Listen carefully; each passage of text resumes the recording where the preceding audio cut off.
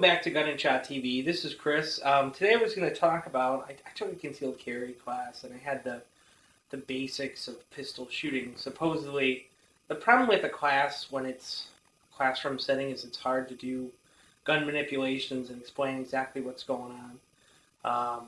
So I kind of figured I would try and give a little bit of a basic on how to shoot a pistol. Pistol shooting, it's evolved a lot. If you look at what training used to be, you would have, in the 50s, police were trained not to use the sights. They were trained to point shoot. So, if you look at an old G-Man movie, what you'll see them do is you'll see them draw their gun, they'll draw their revolver, they'll kind of squat down, they'll cup their fist in front of their heart, and they'll kind of just not even look at the sights and just pull the trigger, point, shoot. And that was what was trained. You can be decent at point shooting if you train to point shoot. And, and the gun points well, and that means, you hold it in your hand, and as you naturally hold your hand, the gun goes where your hand is pointing. So you'll see that in old movies, and the idea was if you clench your fist, you get a sympathetic reaction. This hand's going to grip tighter. You put it in front of your heart, you lessen your chance of getting shot in the heart because you got your hand in front. So now you get shot in the hand and the heart. Doesn't seem like a good idea to me. If you crouch down, ideally you'll have a more stable platform and you'll make a smaller target. That's kind of shitty advice. I don't recommend anyone shoot like that unless you're in a G-Man movie from the 50s time period. So what I'd recommend you do if you want to shoot a pistol and you have absolutely no idea what you're doing is we'll start from the bottom. We'll get your stance. This can kind of be whatever's comfortable for you. So a lot of people say a power stance, like pretend you're going to hit somebody, jump in the air, see where your feet land. I kind of do shoulder width apart, a little bit wider maybe. My right foot's cocked out.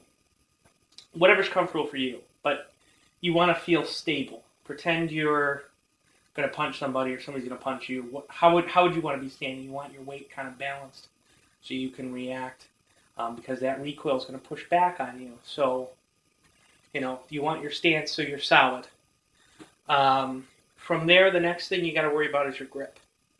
How are you going to hold the gun? This is what's called teacupping. It's like holding a teacup. This doesn't do anything for you. This is garbage. Don't do that. In my concealed carry class, they recommend that for pistols. That's stupid. You have no control over the gun with this hand. You just have support. Recoil is just going to go right off there.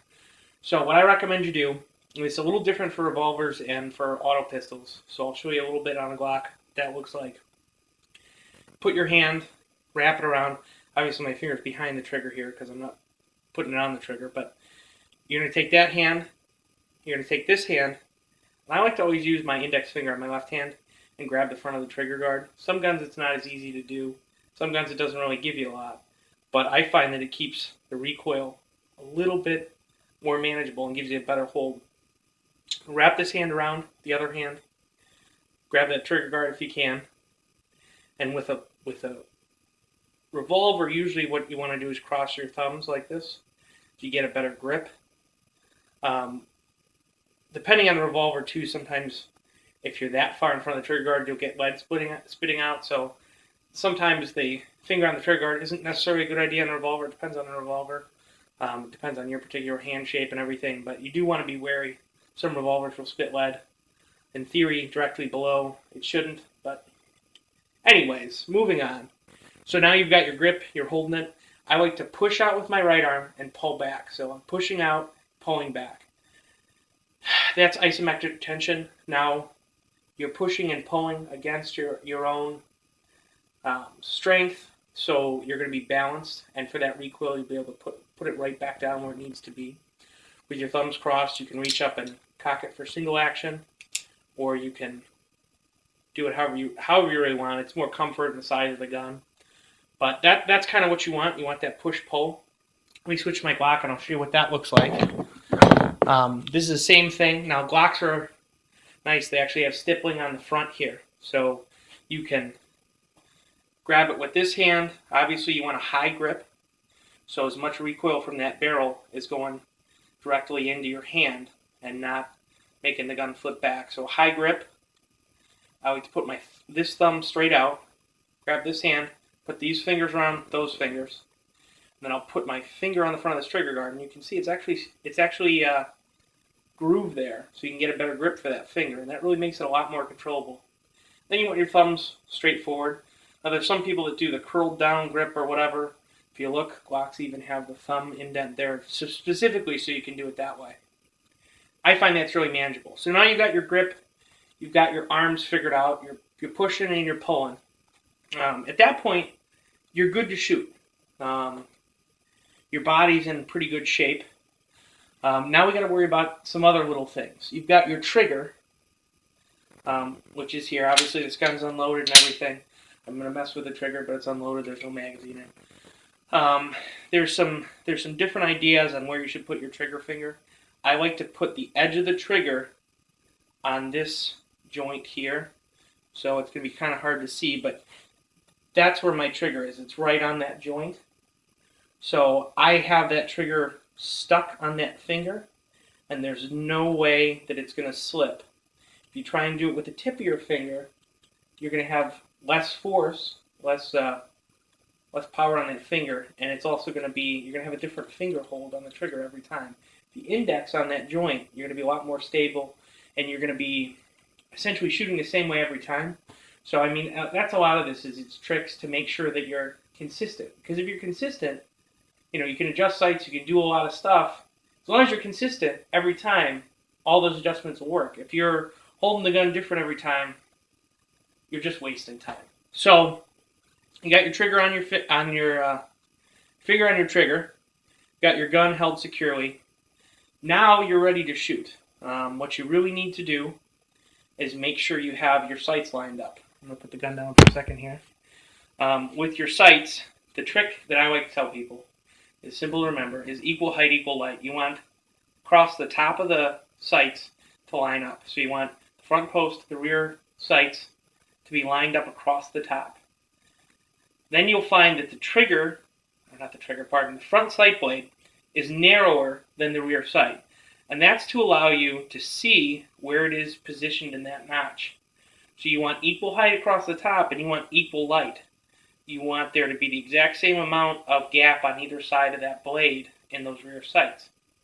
So at that point, we now have the sight picture. Now that we have the sight picture, all we need to do is gently squeeze the trigger. Now, the trick with squeezing the trigger is you want to go slow. And you also want to kind of monitor your breathing. Now, if you're in a self-defense scenario, something like that, you're not going to have time to worry about your breathing. You're just going to be aiming for center of mass. But if you've got the time to think about it, what you want to do is you want to breathe in and out. And you want to pick a low point when your sights are settled. So usually that's when you've exhaled. Some people do it mid-breath. They'll just stop breathing. But one way or another, you want to monitor your breathing and make sure that you're at a good point to shoot. If you're inhaling or exhaling, your whole body is moving and moving like that. So you want to find that nice point to shoot at. So exhale, stop mid-breath, something like that. And then you're just going to gently squeeze the trigger. You want a surprise break. Like I said, this is unloaded.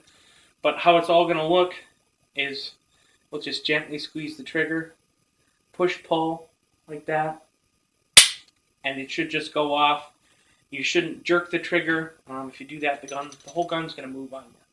So put it all together. We've got our decent stance. We've got our arms. We should be pushing and pulling. We should have this hand supporting this hand. I like to grab the front of the trigger guard because it gives me a little bit better recoil control and really locks the gun in place. Got your thumbs forward. You don't want to mess with your slide stop. You want to keep your thumb away from that. High grip. Line up the sights. Equal height, equal light. Monitor your breathing. And then you're going to gently pull that finger that's on the trigger, and it should just go off. So that's the basic of pistol shooting. Now, everybody's got different techniques. Everybody's going to tell you something a little different. But if you have absolutely no experience with a pistol, that's what I would recommend you start with. I mean, you can get a million different opinions too, so don't necessarily take my word for it, but like I said, I know in my concealed carry class I had this discussion with 4 or 5 people afterwards because we went over it, but we went over it really fast, and there was some bad info like teacupping. That's never a good idea. So that's the basic of pistol shooting. If you guys have any questions or comments, or you think that something I did was completely stupid, very well it might be, and I'd love to hear about it. Feel free to leave a comment. But for Gun&ShotTV, this is Chris saying have a rootin' tootin' drunken shootin' day. Thanks for watching.